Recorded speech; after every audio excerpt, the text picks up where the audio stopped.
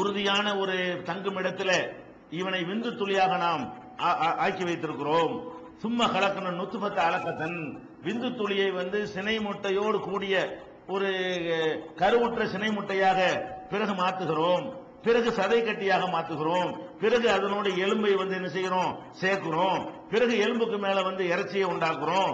இப்படி நல்லா சொல்லிக்கிட்டே இப்ப கசவுனல் இல்லாமல் அகமன் சும்மா அன்ஷனாஹு ஹல்கனாகர், இதுக்கெல்லாம் பிறகுதான் வேறொரு படைப்பாக நம்ம ஆக்குகிறோம். வேற படை, இந்த வார்த்தையை தான் கவனிக்கணும். இப்படிலாம் பண்ணிக்கிட்டு வர்றோம், இதெல்லாம் மனுஷனுக்கு இப்படித்தான், மற்ற ஜீவனுக்கு இப்படித்தான். இந்த இறைச்சியோட அந்த எலும்புடைய கூறுகள்லாம் உண்டான பிறகுதான் சும்மா அன்ஷனாஹு ஹல்கனாகர், வேறொரு படைப்பாக அவனை நாம் உருவாக்குகிறோம் என்று அல்லாஹ் சொல்லிட்டு தபாரக்கல்லாஹு அஹ்சனுல் காலிகீன், அழகான முறையில படைக்கக்கூடிய அல்லாஹ் பாக்கியம் மிக்கவன் சொல்லி அவன் தனக்கு தானே பெருமையா சொல்லிக் கொள்கிறான். இது 23வது சூறாவுல 14வது வசனத்தில் இருக்கிறது.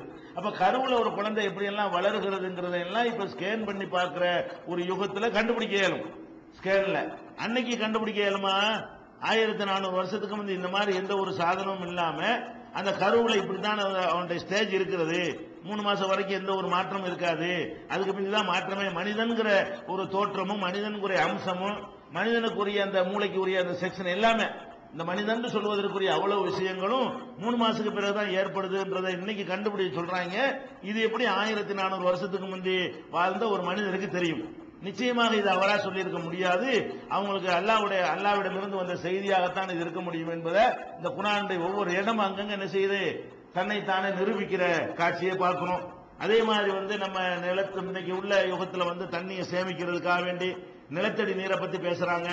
நிலத்தடியில் நீங்க நீரை சேமிக்கணும், வீடுகள்ல எல்லாம் அந்த செட்டப் பண்ணணும், நீங்க பயிர மழை தண்ணி எல்லாம் போய் வேஸ்டா கடல்ல விட்டுறாதீங்க, ஆத்துல விட்டுறாதீங்க, உங்க வீடுகளிலேயே அது மாதிரி குழாய்களை இறக்கி நிலத்தடியில நீரை சேமிச்சு வச்சுக்கிறீங்க என்றெல்லாம் சொல்கிறார்கள்.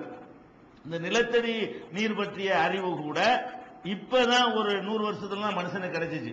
அதுக்கு முன்னாடி வரைக்கும் அவன் நினைச்சுக்கிட்டு இருந்தான், கடல் தண்ணி இருக்கு பாருங்க, அந்த கடல் தண்ணி தான் இந்த பூமியினால வடிகட்டப்பட்டு இந்த பக்கம் வரும்போது நல்ல தண்ணியா வந்துருது. நீங்க கிணத்துல தண்ணி வருதுல, இந்த கிணத்து தண்ணி எங்க இருந்து வருதுன்னு விஞ்ஞானிகள் 100 வருஷத்துக்கு முந்தி சொல்லிட்டு இருந்தான்னு சொன்னா, 100 வருஷத்துக்கு முந்தி, 200 வருஷத்துக்கு முந்தி, 300 வருஷத்துக்கு முந்தி, 500 வருஷத்துக்கு முந்தி என்ன சொன்னான், பூமிக்குள்ள இப்படி தண்ணி இருக்கு. அவன் நினைச்சுக்கிட்டான் கடல் தான் இருக்குது, கடல்ல இருந்து அந்த தண்ணி மண் வழியா என்ன செய்யுது, அப்படியே வருது, அதை உப்பெல்லாம் எடுத்துட்டு அது வேற மாதிரி ஃபில்டர் பண்ணி நமக்கு தருது. இப்ப கடல் தண்ணி தான் கிணத்துல கிடைக்குது, போர்ல கிடைக்குது, நிலத்தடியில இருந்து கடல் மடைலாம் சொல்றோமே, அதெல்லாம் வருவதெல்லாம் எப்படித்தான் வருது, இந்த கடல்னால தான் வருது அப்படின்னு சொல்லி ஒரு காலத்துல சொல்லிக்கிட்டு இருந்தான். பிறகு என்ன பண்ணிட்டான், இப்ப ஆராய்ச்சி பண்ணி அது இல்லைன்ட்டான். இல்லைங்கிறது நிறைய ப்ரூஃப்கள் இருக்கு. இப்ப கடல்ல நீர் மட்டம் ஒரு காலத்திலையும் குறையவே இல்லை, ஆனா சென்னையில இறங்கிட்டே போனுச்சு. கடல்ல அதே மட்டும் தான் இருக்குது. நீங்க 40 வெயில் காலத்துல என்ன செய்யலாம், 40 அடியில போட்டோம், இன்னொரு 20 அடியை சேருங்கிறான். ஏன் அது வந்துட்டு இருக்க வேண்டியான, அங்கே என்ன குறைஞ்சா போச்சு? அப்ப நிலத்தடியில வர்ற கிணத்து நீருக்கும் போர்ல உள்ள தண்ணீருக்கும் கடலுக்கும் சம்பந்தமே இல்லை. அப்படி சம்பந்தம் இருக்குமே ஆனால் எந்த காலத்திலும் நீங்க இறக்க தேவையில்லை. குழாய நீங்க ஏத்தி இறக்குறீங்க அப்படின்னா அந்த தண்ணி இங்க வரல. அதுபோக இந்த மண்ணில பில்டர் பண்ணி வரும்போது வேணா சேரு சகதியை பில்டர் பண்ணுமே தவிர உப்பையுமா பில்டர் பண்ணு, உப்பையெல்லாம் பில்டர் பண்ணாது. அப்ப கடலுக்கு பக்கத்திலேயே ஊத்து தண்ணியை தோன்றான், விற்கிறான். பாட்டில போய் மெரினாக்கு போனீங்கன்னா கடல்ல என்ன செய்யறான், ஊத்து தண்ணி விற்கிறான்ல, அது அங்க உப்பா இருக்கு, இங்க இருந்து இருக்கு, உப்பு இல்லாம சுவையான தண்ணீர் மினரல் மாதிரி ருசியா இருக்குது. கலர் தான் ஒரு மாதிரியா இருக்கு, ஆனா அது குடிக்க கூடாது, கெமிக்கல்லாம் இருக்கிறது, சுத்தம் இல்லாத தண்ணி இருந்தாலும் ருசியா இருக்குனால வாங்கி குடிக்கிறாங்க. அப்ப கடலுக்கு பக்கத்துல வருது அந்த தண்ணி, அந்த மண்ணு தான் உங்களுக்கு ஃபில்டர் பண்ணி பிடிச்சா, உப்பையெல்லாம் எடுத்து பிடிச்சான்னு கேட்டா கண்டிப்பா கிடையாது. அப்ப இப்ப என்ன பண்றாங்கன்னு கேட்டா, நிலத்துல வர்ற நீர் பூராவுமே கடல் நீர் உள்வாங்கி வருவது அல்ல. வேற என்னது, வானத்திலிருந்து இறங்குற மழை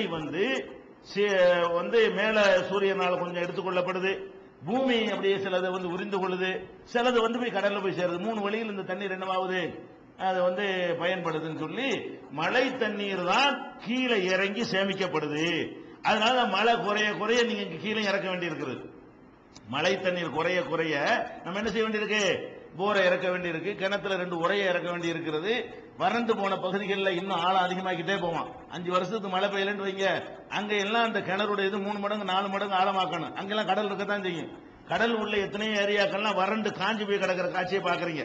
கடற்கரை இருக்கிற பல பகுதிகளில் மழை பெய்யாமல் வறண்டு போய் தண்ணி கிடைக்காம ஆழத்துக்கெல்லாம் தோன்றான். அப்ப கடல்ல எவ்வளவு தண்ணி இருந்தாலும் சரி, அதுக்கும் எதுக்கு சம்பந்தம் கிடையாது, நிலத்துல நீங்க அந்த தண்ணிக்கு எந்த சம்பந்தமும் கிடையாது என்று சொல்லி நான் சொல்றது மேலோட்டமான ஆய்வு சொல்றேன். உள்ள எல்லாம் நுழைஞ்சு நிறைய ஆராய்ச்சி பண்ணிருக்கிறாங்க.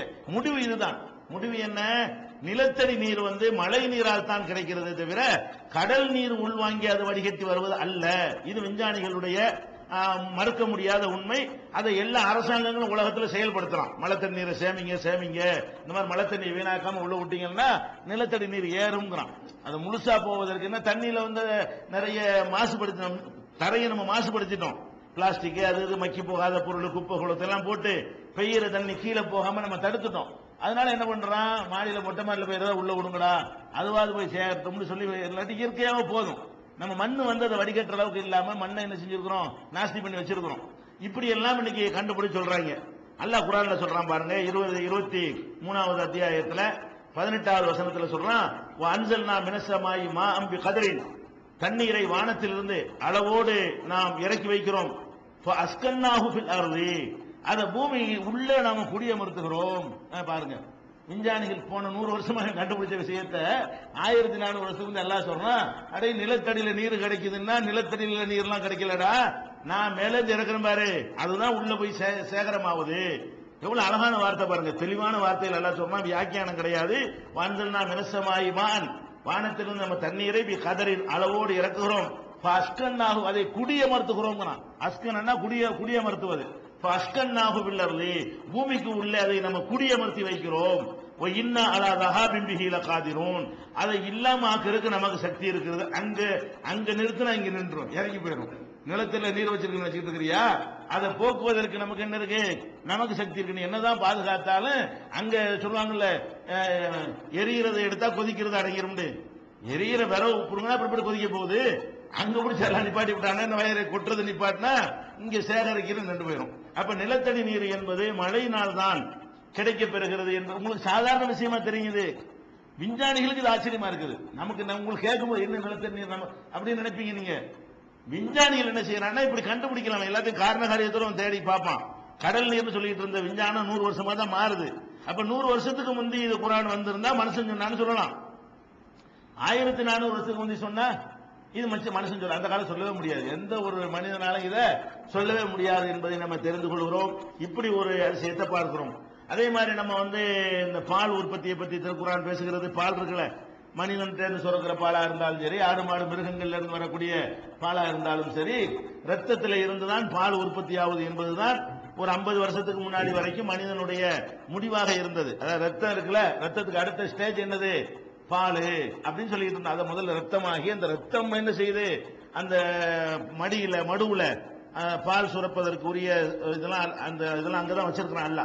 அந்த இடத்துக்கு போய் என்ன செய்யுது, ரத்தம் பாலாக மாறுகிறது அப்படின்னு சொல்லிட்டு வந்தான். இப்ப இன்னும் டீப்பா ஆராய்ச்சி பண்ணும் பொழுது ரத்தத்துக்கு அடுத்த ஸ்டேஜ் பால் கிடையாது. இப்ப கண்டுபிடிச்சிருக்கிறான், ரத்தத்துக்கு அடுத்து ரத்தம் என்ன செய்வது இல்ல, பாலாக அது மாறுவதே கிடையாது அப்படின்னு சொல்லிட்டு இப்ப என்ன கண்டுபிடிச்சிருக்கிறான்னு கேட்டா, சாப்பிடுற உணவு அது அரைக்கப்பட்டு ஒரு கூழான ஒரு நிலையில இருக்கும்ல, அந்த கூழான நிலையில இருந்துதான் ஒரு பக்கம் அது ரத்தமா மாறுது.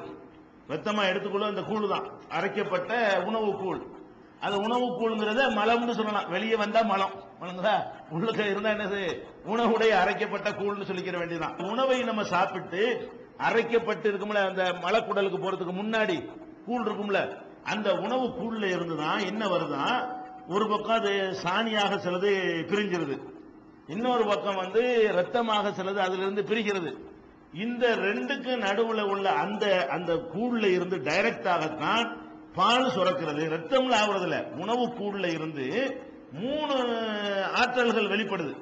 அந்த உணவு அரைக்கப்பட்ட கூழ்ல இருந்து சில நரம்புகள் உறிஞ்சிகள் என்ன செய்யும், அதனுடைய சத்தை எடுத்து ரத்தமா மாற்றும். சில உறிஞ்சுகள் என்ன செய்யும்னா அதை பாலா மாற்றும். அது பெண்களுக்கு மட்டும், பெண் இனத்துக்கு மட்டும் இருக்கும். ஆடு மாடு கறந்து எதுவா இருந்தாலும் சரி, அந்த உறிஞ்சுகள் தனியா ஸ்பெஷலா வச்சிருப்பான். அது அந்த உணவு குழாயில் அந்த உணவுலேயே டைரக்டா